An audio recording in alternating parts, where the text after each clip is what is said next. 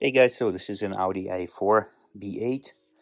In this video we're gonna change the bulbs.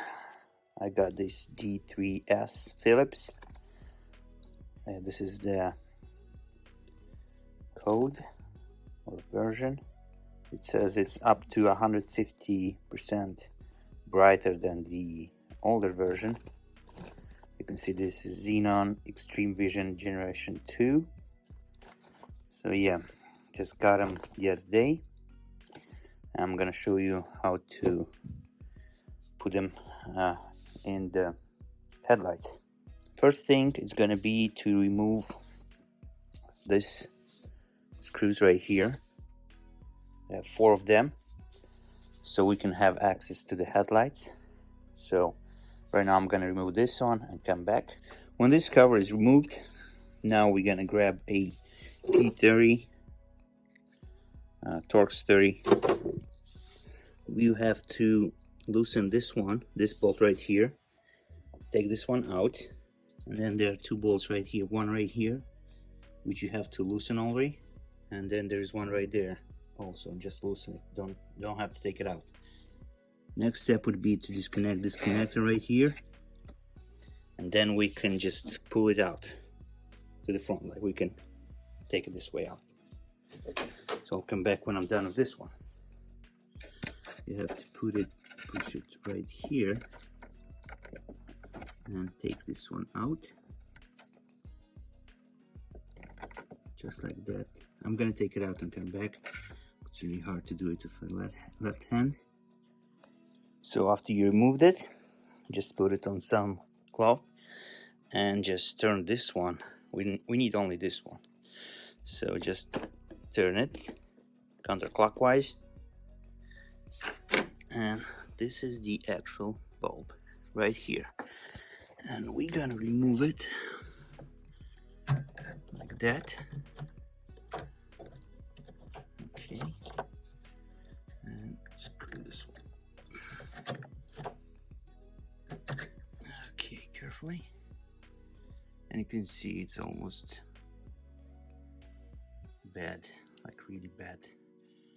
I'm changing them because it would show me a random error, and my headlight would go off just the right side, but I'm gonna change both. So yeah, this one is almost dead. This is the original one probably. So a quick note guys, never touch the glass on the new ones. Try just to touch the metal part or plastic part, but not the glass, because it's gonna burn really fast after that.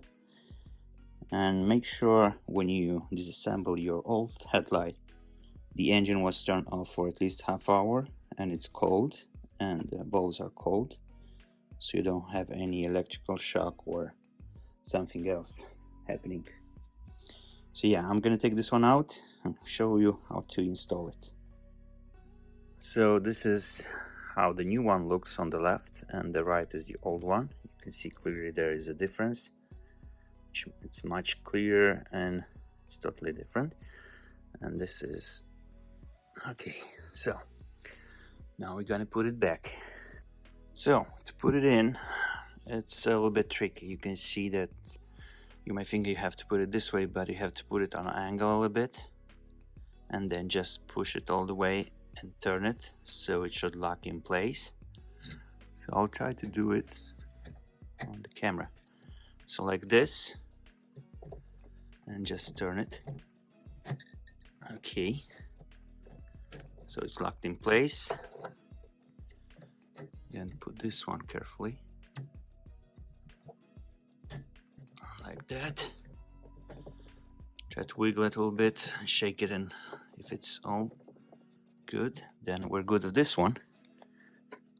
I'm gonna put this one back. Okay, so it's locked, and now we're gonna put it back in place.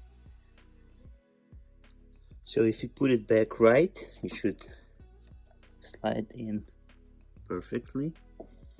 Sometimes it might not work from the first time, but try to do can put it in place just like that. So now we're gonna put this one back, this one, those two to tighten, and connect this one and go to the next one. So now everything's back in place. Make sure when you put the connector back you hear a click. If you don't hear it, that means you didn't do it all the way to the end. So you should hear a small click. So on the right side, the same thing. You loosen this one, take this one out all the way, and then remove that one, not remove, but loosen that one right there, and loosen this one right here. I don't know if you can see it, but it's still there. So yeah, you loosen this one and this one out, and this one loosen. Same thing, disconnect the connector, follow the same way as on the passenger side, and should be done. So to make it right, we're gonna have to do this corner first, and then slide it in carefully like this one. Put it in like that, and then put it on track. It's like a track, and just slide it back in just like that.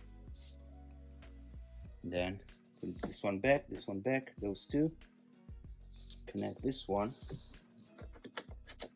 and that's it.